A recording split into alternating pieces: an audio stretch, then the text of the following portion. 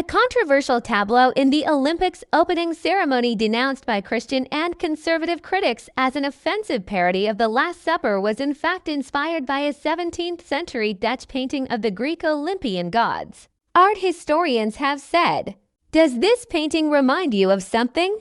The Magnin Museum in the French city of Dijon asked with a wink on X, inviting people to come and admire the Feast of the Gods, painted by the artist Jan van Bijlert between 1635 and 1640.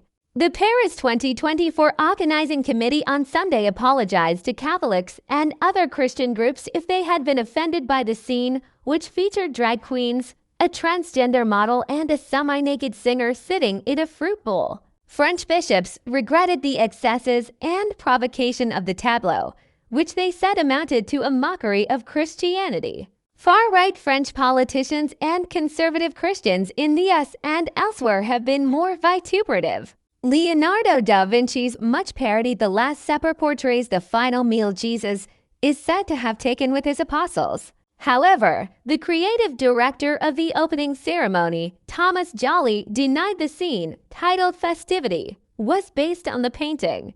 "That wasn't my inspiration," he told BFM TV. "I think it was pretty clear.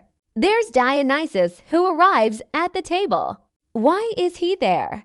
Because he's the god of feasting, of wine, and the father of Sequana, the goddess of the river Seine." In Friday's ceremony, which was watched by 23 million people in France and, according to a Harris poll, rated a success by 86%, Dionysus was played by the singer-songwriter Philippe Caterina. Sequana was in a later scene embodied by Florian Issert, a non-commissioned officer in the Gendarmerie Nationale, riding a metal horse along the river. The idea, Jolly said, was more to have a big pagan party linked to the gods of Olympus. Olympianism? You'll never find in me any kind of wish to mock, to denigrate anything at all. I wanted a ceremony that repairs and reconciles.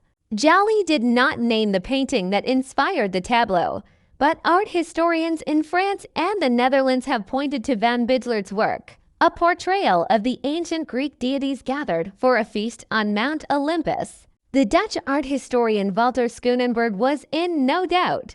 The tableau vivant, or living painting in the opening ceremony of Paris 2024, was of the Feast of the Gods, by Jan van Bijlert from 1635, Schoenenberg said on X. Apollo, god of the sun, was recognizable by his halo, Schoenenberg said, Dionysus by the grapes, Poseidon, god of the sea, by his trident, Artemis by the moon, and Venus by Cupid.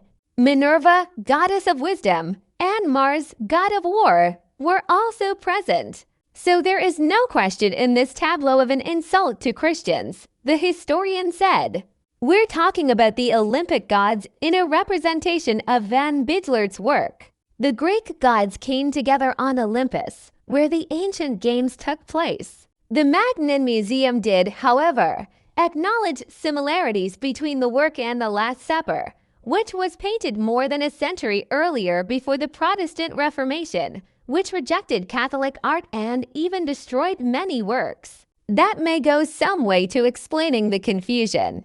In the context of the Reformation, the artist found a strategy for painting a Christ-related Last Supper under cover of a mythological subject matter, the museum said. Caterina told Le Parisien newspaper he was proud of the performance, adding that nudity was really the very origin of the games and that he had been very happy to be a part of the ceremony. Hugo Bardin, whose drag queen character Paloma took part in the tableau, was disappointed Paris 2024 had apologized. An apology means recognizing a mistake, recognizing you deliberately did something to harm, which was not the case, he said.